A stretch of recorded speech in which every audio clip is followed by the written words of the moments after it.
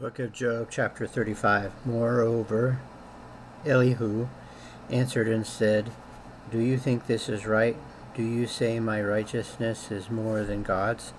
Or you say, What advantage will it be to you? What profit shall I have more than if I had sinned?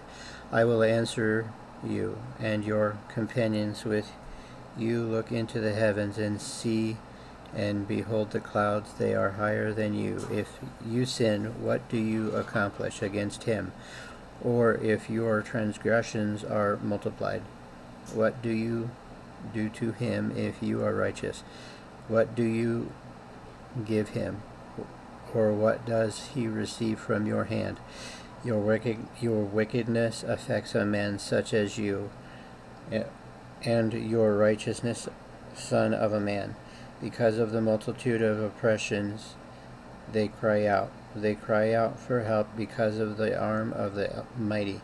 But no one says, Where God is God, my Maker, who gives songs in the night, who teaches us more than the beast of the earth, and makes us wiser than the birds of the heaven. They cry out, but he does not answer, because of the pride of the evil man. Surely God will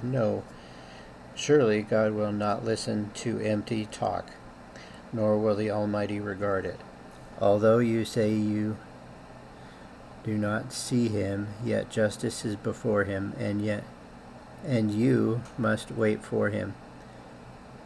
And now, because he has not punished in his anger, nor taken much notice of folly, therefore Job opens his mouth in vain. He multiplies words without knowledge. The book of Job, chapter 36. Elihu also proceeded and said, Bear with me a little, and I will show you that there are yet words to speak on God's behalf. I will fetch my knowledge from afar. I will ascribe righteousness to my Maker, for truly my words are not false. One who is perfect in knowledge is with you. Behold, God is mighty, but despises no one. He is mighty in strength of understanding. He does not preserve the life of the wicked, but gives justice to the oppressed. He does not withdraw his eyes from the righteous, but they are on the throne with the kings. For he has seated them forever, and they are exalted. And if they are bound in fetters, held in the cords of affliction, then he tells them their work and their transgressions, that they have acted defiantly. He also opens their ear to instruction, and commands that they turn from iniquity. If they obey and serve him, they shall spend their days in prosperity, and their years in pleasures. But if they do not obey, they shall perish by the sword, and they shall die without knowledge. But the hypocrites in heart store up wrath. They do not cry for help when they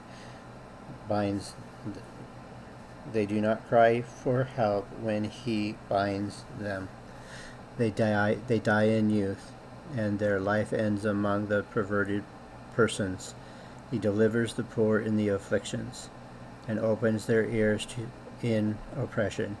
Indeed, he would have brought you out of dire distress, into a broad place where there is no restraint, and what is set on your table would be full of richness. But you are filled with a judgment due to the wicked. Judgment and justice take hold of you, because there is wrath.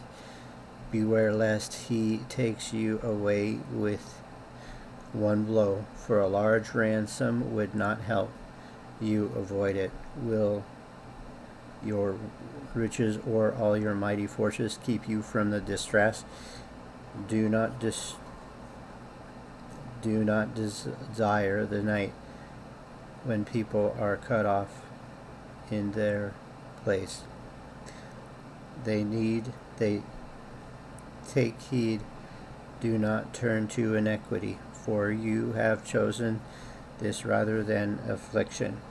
Behold, God is exalted by his power, who teaches like him, who has assigned him his way, or who has said, you have done wrong.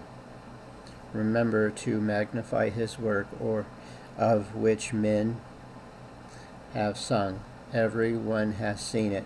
Man looks on it from afar. Behold, God is great, and we do not know him, nor can the number of years be discovered.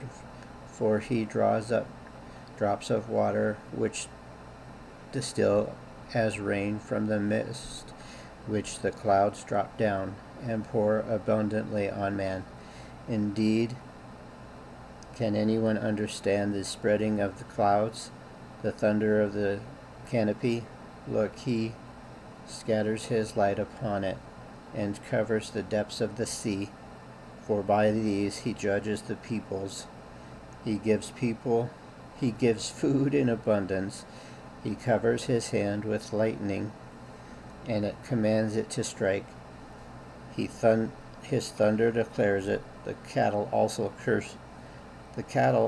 concerning the rising storm. The book of Job, chapter 37. At this also my heart trembles and leaps from its place. Hear attentively the thunder of his voice, and the rumblings that come from his mouth. He sends it forth under the whole heaven, his lightning to the ends of the earth. After it a voice roars. He thunders with his majestic voice, and he does not restrain them when his voice is heard. God thunders marvelously with his voice. He does great things which we cannot comprehend, for he says to the snowfall on the ground, likewise the gentle rain and the heavy rain of his strength. He seals the hand of every man, that all men may know his work. The beasts go into the dens and remain in the lairs. From the chamber of the south comes the whirlwind, and cold from the scattering winds of the north. By the breath of God ice is given, and the broad waters are frozen. Also with moisture he saturates the thick clouds. He scatters his bright clouds, and they swirl about, being turned by his guidance, that they may do whatever he commands them on the face of the whole earth. He causes it to come, whether for correction, or for his land, or for mercy. Listen to this, O Job. Stand still and consider the wondrous works of God. Do you know when God dispatches them and causes the light of his clouds to shine? Do you know how the clouds are balanced? Those wondrous works of him who is perfect in knowledge. Why are your garments hot when he quiets the earth by the south wind? With him have you spread out the skies, strong as a cast metal mirror. Teach us what we should say to him, for we can prepare nothing because of the darkness. Should he be told that I wish to speak? If a man were to speak, surely he would be swallowed up. Even now men cannot look at the light when it is bright into the skies, when the wind has passed it and cleared them. He comes from the north as golden splendor.